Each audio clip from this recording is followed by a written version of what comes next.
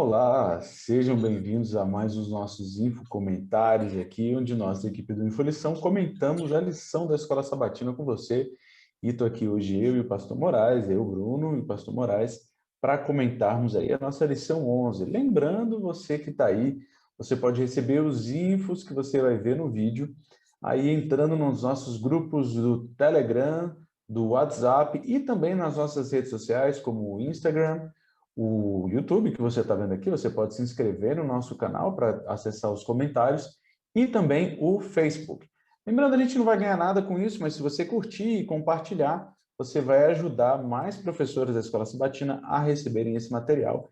E você também vai estar ajudando aí as classes da Escola Sabatina aí por todo o Brasil e todos os lugares aí a estarem atualizados. Uma coisa talvez você não saiba, mas também nós temos grupos do Infolição, nós não fazemos o comentário em vídeo, mas nós mandamos o Infolição também em inglês, em francês, em alemão, em guarani e em espanhol. Então você tem aí os grupos também. Se você não sabia, agora você está sabendo, para você também estudar a sua lição da Escola Sabatina. E nesse momento eu queria pedir aí para o Pastor Moraes, pedir aí o Espírito Santo, a presença do Espírito Santo para nos guiar no nosso estudo. Então, Pastor Moraes, pode orar para nós, por gentileza? Bondoso Pai, humildemente nos achegamos a Ti, como alunos Teus, queremos Te pedir que nos ilumine de maneira que a nossa fala possa ser uma fala vinda do céu, que ao abrir a Tua palavra, a compreensão venha a nós e aqueles que ouvirem também sejam iluminados para poder retransmitir as informações aqui passadas. Em nome de Jesus, Te pedimos e agradecemos. Amém. Eu não sei se vocês já tiveram uma oportunidade de conhecer alguém por imagem, por uma foto, e depois ver essa pessoa pessoalmente. É uma oportunidade interessante, porque você, claro, você quando vê a foto, você vai conseguir identificar a pessoa. Então, você, por exemplo, pode estar olhando aí para mim ou para o Pastor Moraes, não é nenhuma foto, é um vídeo, né? Você tem mais informações, mas você talvez nunca nos tenha visto pessoalmente. Mas você vai ser bastante para você nos olhar, saber quem nós somos, mas pessoalmente você vai perceber várias outras coisas. Então, talvez você perceba que um de nós é mais alto ou mais baixo do que você imaginava. Talvez imagine que algum de nós é mais cheiroso ou talvez tenha um odor um pouco mais desagradável do que você pensava, e entre outras coisas. E isso é uma coisa interessante porque a gente vai ter ali uma imagem, a foto, até o vídeo, é uma imagem que vai representar, né? Ela vai representar o original. Mas ainda que ela seja uma representação do original, ela não vai ser o original em si. E na nossa lição dessa semana, nós vamos falar justamente sobre essa imagem, né? Essa sombra, essa figura, esse tipo que nós tínhamos no Antigo Testamento e o original que nós acabamos vendo no Novo Testamento. A gente vai falar um pouquinho sobre o santuário que era a imagem que a gente tinha no santuário terrestre, a imagem do santuário celestial.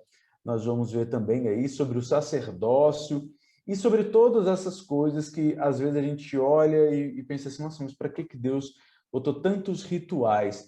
E claro, esses rituais são como uma foto, em que você olha, você vai conseguir identificar algumas coisas, mas claro, nada melhor do que o original, no caso, nada melhor do que a nova aliança para a gente aprender mais.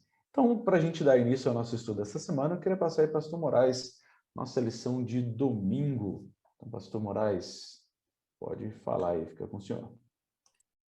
Muito bem, como você está vendo aí no info do lado, você vai perceber que a nossa lição de hoje fala sobre relacionamento, de domingo. Esse relacionamento é a base, é um dos pilares da aliança desde o começo da lição sendo estudado. Porque no Éden nós tínhamos esse relacionamento. Deus tinha um relacionamento diário com o homem, com o casal, e esse relacionamento era íntimo. Desde a queda de Adão e Eva, Deus então vem tentando, de todas as formas, restaurar esse relacionamento. E desde o Éden, quando a mulher e o homem fugiram da presença de Deus, o homem tem feito de tudo para quebrar esse relacionamento. No livro de Levíticos, capítulo 26, nós temos ali um conceito de relacionamento muito interessante. Eu peguei aqui alguns versos para a gente entender que tipo de relacionamento Deus quer ter conosco. E o primeiro que eu encontrei aqui é um relacionamento exclusivo. Êxodo 26, 1 diz, não façam ídolos e nem imagem.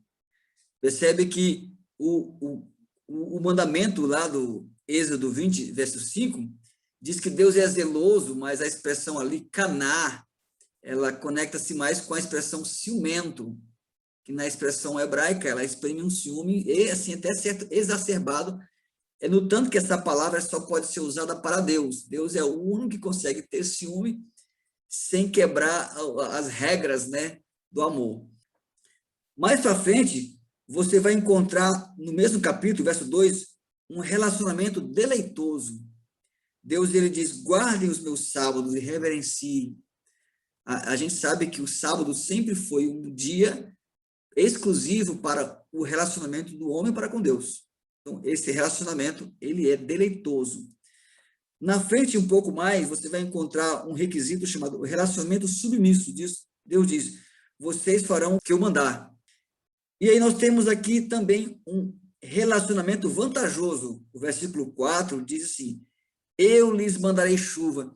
E aí vai relacionar ali muitas coisas que Deus vai mandar para o homem se o relacionamento se mantiver em pé. E por último, no verso 12, você vai encontrar um relacionamento íntimo. Olha que expressão.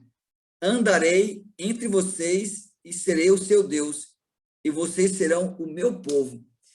Você vai perceber que lá em Apocalipse vai ecoar exatamente, quase que ipsis literis, essa expressão de Levítico. O hiato que existe entre Levítico e Apocalipse é muito grande. E o autor vai usar essa expressão aqui em Apocalipse 21, verso 3. Agora o tabernáculo de Deus está com os homens, com os quais ele viverá. Eles serão os seus povos, o próprio Deus estará com eles e será o seu Deus. Olha, isso aí é um eco desse versículo, do qual o relacionamento com Deus é um relacionamento íntimo e voltará a mesma essência do relacionamento do Éden, onde não haverá mais pecado que nos interrompa, e Deus andará entre nós, assim como andava entre o jardim. Portanto, a aliança, mais uma vez enfatizada, a nova aliança e a antiga aliança, ainda assim as duas têm isso em comum, a intenção de um Deus que quer relacionar-se com a sua criatura. Isso é quase que inconcebível em outras teologias terrenas. Eu vou passar a parte de segunda-feira para o pastor Bruno Flávio. Bom, na lição de segunda, nós vamos acabar vendo uma figura que é bem conhecida de Cristo. Né? Cristo é o Cordeiro de Deus que tira o pecado do mundo. É o que João Batista vai falar quando ele vê Jesus a primeira vez. E é uma figura que, para nós, ela é intuitiva, né? Ela é muito natural a gente pensar em Jesus como sendo o Cordeiro de Deus. É natural para qualquer cristão pensar nisso. Mas a gente tem que ver que a Bíblia ela precisa de uma certa intencionalidade para mostrar isso. E um dos textos que a gente vai ver isso claramente é Isaías capítulo 53, em que vai apresentar o Messias como sendo alguém que viria e sofreria e morreria como um cordeiro. Na teologia do Novo Testamento, a gente vai ver no livro de Hebreus e também o próprio Jesus, ele vai fazer isso, ele vai dizer que era necessário que o Messias viesse e que o Messias morresse. Então, nós temos aí o que nós vamos chamar de uma prefiguração, uma tipologia, onde explicar tipologia pode ser um pouco complicado, mas eu vou explicar mais ou menos da seguinte maneira, vou dar uma simplificada aqui. Tipologia é uma espécie de profecia, só que em vez de palavras e textos, que é o que o profeta fazia, então o profeta ele tinha uma visão ou ele tinha uma revelação de Deus, e ele ia lá, escrevia ou falava. Na tipologia você não vai ter palavras ou textos, mas você vai ter figuras, pessoas ou eventos. Então, por exemplo, Jesus é o Cordeiro de Deus. O Cordeiro, ele não ia falar nada, mas o ritual do Cordeiro estar ali e ser sacrificado, isso mostrava, isso apontava para Cristo, mostrando que Cristo morreria no nosso lugar, está lá em Isaías 53, mas também Isaías 53 vai deixar bem claro por que Cristo morreria no nosso lugar. E a gente tem uma figura que a gente vai falar daqui a um pouquinho na lição, que é a figura da substituição. E é curioso, porque algumas pessoas vão dizer que na verdade, valia antes alguns sacrifícios, né? A gente vai ter pessoas dizendo que aqueles sacrifícios anteriores, eles eram válidos e serviam para perdoar pecados. E a gente vai ter aqui o livro de Hebreus, ele é bem claro em dizer isso. O livro de Hebreus, como um todo, ele vai focar na superioridade do ministério de Cristo. Então, Cristo, ele é o sacerdote superior, a gente vai ver daqui a pouco. Cristo é o sacrifício superior. Cristo ministra num santuário superior.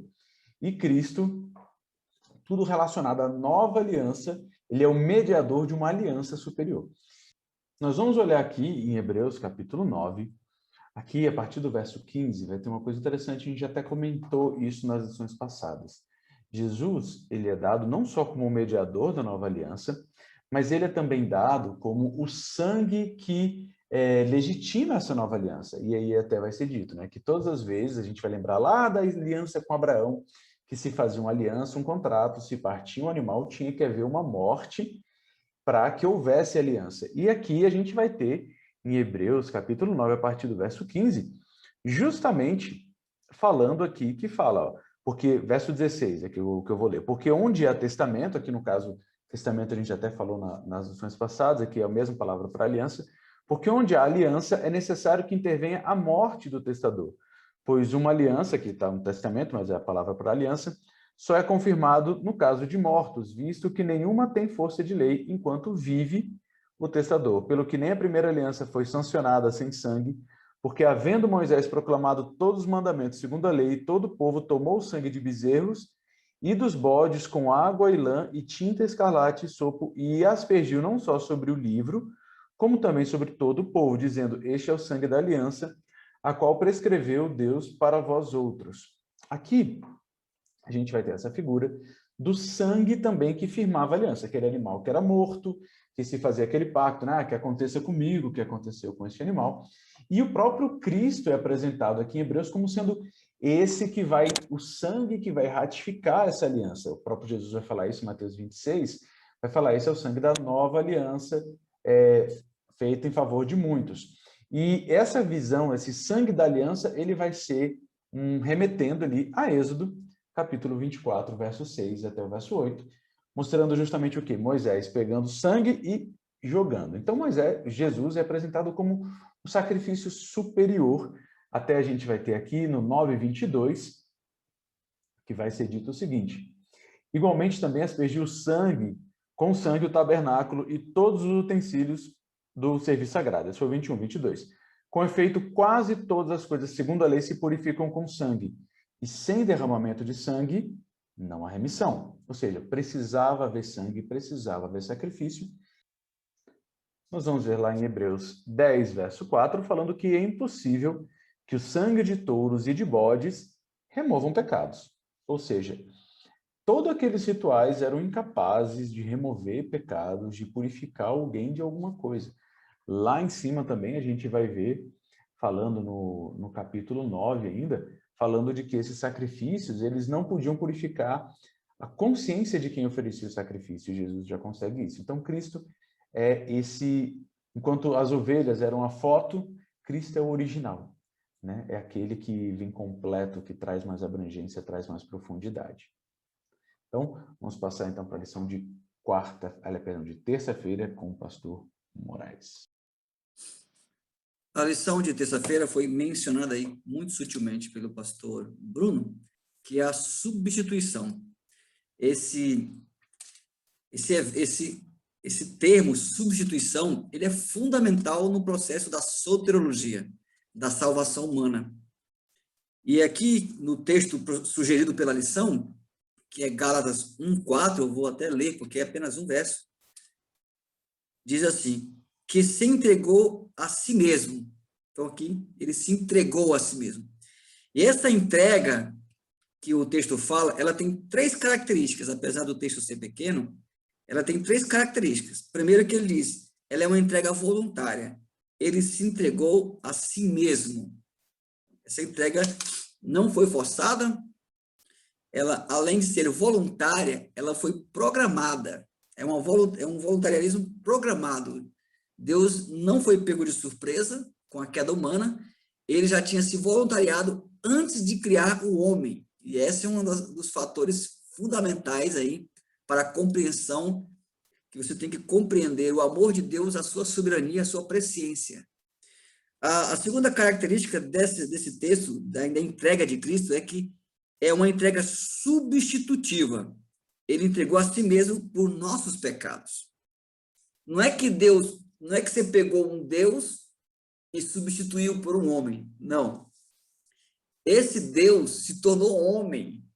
Esse é o grande, algo que traz assim, um torno de transtorno nas outras religiões, de um Deus que, por amor ao homem, ele se tornou homem. É muito comum nas outras teologias você pegar um homem, um Deus que se tornou homem para prevaricar, para ter relações sexuais com um homem, com outra mulher, para poder ter um contato pernicioso com a sua criação. Mas Deus não, ele se tornou homem, segundo Filipenses, ele se tornou homem, se tornou servo, e ele se fez pecado por nós, ele substituiu o homem, né? Apesar de não ter pecado, ele sofreu, sentiu, chorou, ele teve todas as dores inocentes que o homem tem, as tendências inocentes, sem ser as tendências pecaminosas. Então, essa substituição, ela tem essa coisa gostosa que é não só de Deus se tornar um homem, mas nós agora passamos a usufruir da parte que competia a Jesus. Jesus se tornou homem, nós não nos tornamos Deus, mas podemos usufruir das benesses de Cristo. Ou seja, nós substituímos, tomamos o lugar de Cristo. Ou seja, somos inocentados, somos justificados, revestidos pela sua graça. Quando Deus olha para mim, ele vê a pessoa de Cristo, a justiça dele. E o terceiro elemento dessa entrega é que ela é uma entrega salvífica, porque ele diz assim, olha, ele entregou por nossos pecados a fim de nos resgatar dessa presente era perversa. Então, a entrega de Cristo, a substituição, nos traz esses benefícios, e o maior dele é nos salvar.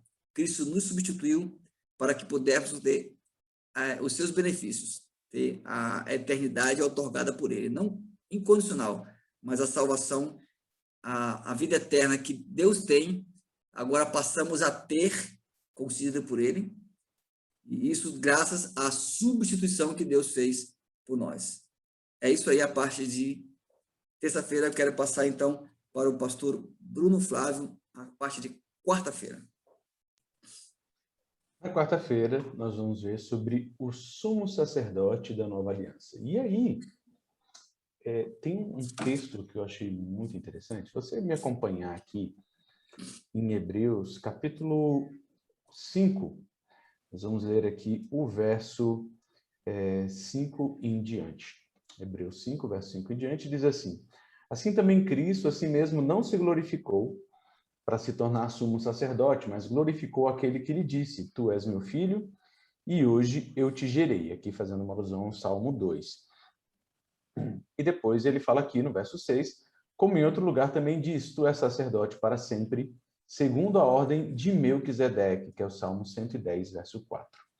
Esses dois salmos, em especial o Salmo 110, é muito curioso que ele é muito utilizado no livro de Hebreus. Em nenhum outro lugar na Bíblia, o Salmo 110 é tão utilizado como aqui no livro de Hebreus. Na verdade, me parece aqui que ele realmente é o lugar que há algumas citações diretas, muitas citações, muitas alusões.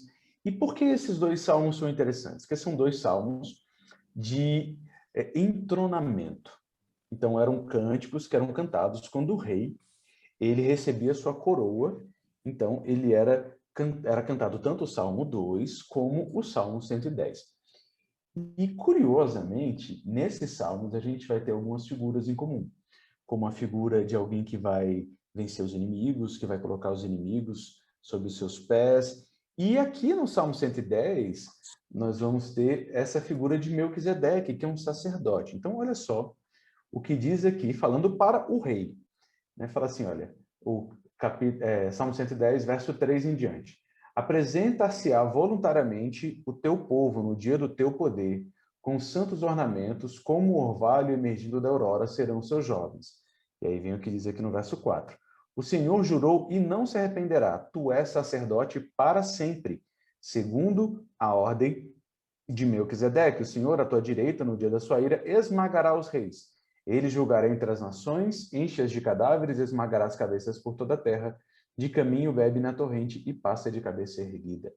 Então a gente tem aqui um salmo de Davi que era cantado para o rei, onde se dizia que o Senhor seria sacerdote, que o rei teria um rei sacerdote segundo a ordem de Melquisedeque, ou seja, ele seria um rei vencedor de batalhas, ao mesmo tempo que ele seria um sacerdote. E o livro de Hebreus ele vai usar isso para falar o quê? Nós temos um sacerdócio superior ao sacerdócio do santuário humano. Aqui, em Hebreus, mais à frente, aqui, quando a gente vai aqui no capítulo 7, a gente vai ver dizendo justamente isso, falando que o sacerdócio de Cristo ele é superior. Então, vai dizer o quê? Além de, entre outras coisas, o sacerdócio levítico ele tinha um fim, ele era um sacerdócio segundo a carne, o de Cristo é um sacerdócio superior, ele é maior do que Abraão, que é a origem da aliança, da antiga aliança, né? Porque Melquisedeque é quem abençoa Abraão, e aí o autor de Hebreus vai falar o quê? Olha, quem abençoa é maior do que quem é abençoado. Então, a gente tem aqui superioridade, e as outras coisas, né? O sacerdócio de Cristo é um sacerdote que não precisa oferecer sacrifícios pelos seus pecados, porque ele é um sacerdote perfeito. E aí vem uma coisa interessante, porque nós vamos ver aqui em Hebreus capítulo 8, mencionando o seguinte, falando que Jesus é sacerdote de um santuário superior, que não é construído por mãos humanas, é um sacerdote de um santuário que é um santuário celestial. Então, até vai ser dito, olha, Moisés, está aqui no verso 4, ora, se ele estivesse na terra, nem mesmo sacerdote seria, visto exigirem aqueles que oferecem os dons segundo a lei, os quais ministram em figuras e sombra das coisas celestes, assim como foi Moisés divinamente instruído quando estava para construir o tabernáculo, pois diz ele, vê que faça todas as coisas como modelo que te mostrarei no monte. Então aqui está dizendo que não só Jesus tinha uma figura aqui na terra, né, que era o cordeiro, mas que o próprio santuário era uma figura de um santuário que existe no céu, que não foi feito por mãos humanas. E que Jesus é sacerdote nesse santuário. E aí vem uma coisa interessante, porque Jesus, ele é o sacrifício e Jesus, ele é o sacerdote.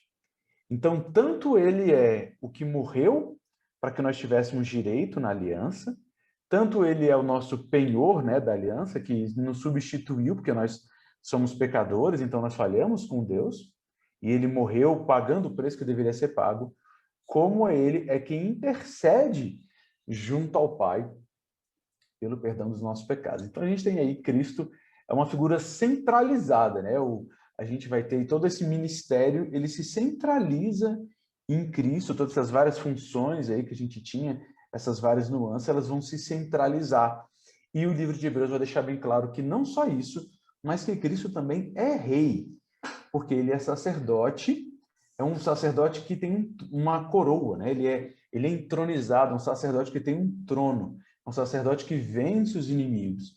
Então, é curiosa essa figura de Jesus como sendo esse sacerdote realmente superior, esse sacerdote acima, esse sacerdote vencedor. E esse é o sacerdote que, pelos méritos dele, nós podemos entrar sem medo na presença de Deus. Por isso, cabe a nós aí confiarmos que ele continua atuando pela nossa salvação e intervindo junto ao Pai, apresentando os seus méritos como sacrifício também. Agora, vamos continuar então para a lição de quinta-feira aí com o pastor Moraes. Ok, a parte de quinta-feira, ela namora muito com a parte de quarta, os elementos são muito similares aí, que tem os contrastes, né? Eu citei rapidamente aqui, alguns vão até ser repetidos, o contraste do santuário terrestre com o santuário celestial. Nós temos aqui o terrestre feito por mãos de homens, o celestial por mão de Deus. O terrestre aceita sangue dos bois, o terrestre tem que ser morte diária, diariamente teria que morrer o animal. Jesus morreu por vez por toda. No terrestre, o sumo sacerdote tinha que oferecer um sacrifício para ele, para se purificar. Jesus não precisou disso. Então, esses são os elementos. Agora, o que me chamou a atenção, e eu vou até partir um pouco para a homilética, pastor, porque o senhor já exauriu a questão da exegese. Esses dias, eu quero falar aqui da questão da intercessão, do mediador, do advogado, Jesus. A importância que ele tem, ou que teve, dele ter se tornado homem para me representar na terra, no céu. Se Jesus não tivesse passado 33 anos aqui, seria muito difícil ele me representar, né? Tem aquela expressão muito forte, né, hoje nossa política, né? Esse não me representa, né? Esse indivíduo não me representa. Então, Cristo, ele me representa. Esses dias, pastor Bruno, eu estava na casa de uma viúva, recém-viúva, tinha menos de 24 horas que ela havia perdido o seu esposo. Estava lá também a sua sogra. E a viúva, ela chorava muito forte diante de um pastor silencioso, porque eu nunca perdi uma esposa, né? Eu nunca passei por essa situação. E tudo que eu falasse ali seria em vão. E ela abraçou a viúva, a sogra, e disse assim: o que eu vou fazer agora sem o meu esposo? A sogra dela perdeu o marido há muito tempo atrás, quando ainda jovem, e ela reconstruiu a vida. E ela disse assim: olha, querida, você vai fazer o mesmo que eu fiz quando perdi o meu marido. Vai levantar a cabeça e vai vencer. Veja, essas palavras eu jamais poderia dizer, né? Ninguém poderia falar isso, somente uma mulher que passou por isso. Então, quando Cristo media por nós, ele intercede por nós, ele sabe o que eu passei e o que eu estou passando. E o diálogo com Deus é justamente isso, esse diálogo, né, de ter passado por isso, de ter vivido aqui, percebido isso, embora não tenha praticado o pecado, ele conviveu, ele sentiu as tentações, sabe a força que elas têm. Então, eu me sinto muito representado, pastor, por um Deus que se tornou homem, viveu aqui, sofreu as minhas dores e hoje está no céu, diante de Deus, me representando, me remediando, me advogando. Então, essa parte aqui que eu disse que é partir um pouco para a homilia, mas é justamente uma das nossas doutrinas, das crenças fundamentais adventistas, que poucos aceitam, né, a maioria rejeitam, é de que Deus, o sacrifício da cruz, ele realmente tem um peso muito forte, mas a intercessão de Deus no céu é a sequência do que Deus fez aqui na terra. Agora, nesse último comentário aí, vamos verificar aí, pastor Bruno, durante toda a lição aí, alguma coisa te chamou a atenção, que você queira aplicar, aquela coisa do coração, que você queira deixar aí para nossos professores e também alunos que nos acompanham? Sim, eu queria deixar aqui justamente um pedaço dessa parte mais homilética, né, que a gente tem, falando sobre a diferença do sacrifício de Cristo. A gente, às vezes, quando vai falar de sacrifício, de Cristo, de salvação, a gente tem, às vezes, a tendência, algumas pessoas têm a tendência de ser um pouco técnicas, né? E a gente tem aí uma figura legal até, né? Legal não de divertida, mas uma figura de lei, que seria essa substituição penal, né? Que a gente até chama. Que é o que? A pena que era para mim vai para Cristo, a pena que era de Cristo vai para mim. Então, Cristo era inocente, agora eu sou inocente e eu era culpado, agora Cristo pagou morrendo no meu lugar. E a gente, às vezes, esquece do efeito da nova aliança nisso. Porque esse efeito, ele meio que já tinha ali, ele estava disponível pela fé, né, pela promessa, vai ser dito em Hebreus, para os membros da antiga aliança. Mas aqui em Hebreus capítulo 10, vai falar que aqueles sacrifícios, eles não tinham o poder de tocar a consciência. Eles não tinham poder de tocar a consciência. E aqui ele vai citar até Jeremias 31, né, que é um texto que a gente estudou bastante na semana passada, falando aqui, Hebreus capítulo 10, verso 14. porque com uma única oferta aperfeiçoou, eu acho essa palavra interessante, para sempre quantos estão sendo santificados. E disso nos dá testemunho também o Espírito Santo, porquanto após ter dito, essa aliança farei com eles depois daqueles dias, diz o Senhor. Porei no seu coração as minhas leis e sobre a sua mente as inscreverei. E acrescentou, também em nenhum modo me lembrarei dos seus pecados e das suas iniquidades para sempre. Ora, onde a remissão destes, já não há oferta pelo pecado. Então, eu acho interessante a Bíblia aqui falando o quê? Que enquanto os animais ainda tinham a possibilidade de ter ali aquela substituição penal pela fé, né, baseada na promessa do Cristo que viria, a gente tinha incapacidade de aperfeiçoar a, a consciência. E aqui o nosso texto mostra que nós estamos sendo santificados, ou seja, não só Cristo morreu no nosso lugar, como ele também muda a nossa vida. Então, essa é a mensagem que eu queria deixar aí para nós encerrarmos a nossa lição dessa semana. Obrigado, pastor Bruno. Eu quero deixar aqui, na parte da aplicação, Levíticos 26, 12, que diz: andarei entre vocês e serei o seu Deus, e vocês serão o meu povo. Eu sou o Senhor, o Deus que os tirou da terra do Egito, para que não mais fossem escravos deles. Queridos, não quero ser assim, trabalhar muito com essa questão do antropomorfismo, né? Mas a expressão de Deus andar, né, me faz lembrar a expressão do Éden, né, que Deus andava lá no Éden, e também me remete a Apocalipse 22, que Deus vai tabernacular, vai andar entre nós. E essa intimidade, essa imanência de Deus está entre nós, isso me toca, e eu acho que essa ideia do relacionamento da aliança, ela deve nos tocar, de saber que um dia nós poderemos andar ao lado de Deus, né? Ele vai enxugar nossas lágrimas. Então, essas expressões antropomórficas, né? Que não conseguimos imaginar como é que Deus vai enxugar, como é que ele vai andar entre nós, né?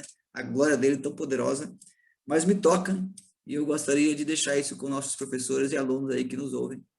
Deus um dia vai andar, vai tabernacular, vai morar entre nós, e nós teremos o mesmo prazer que um dia nossos pais tiveram de poder dialogar e poder andar com o nosso Criador.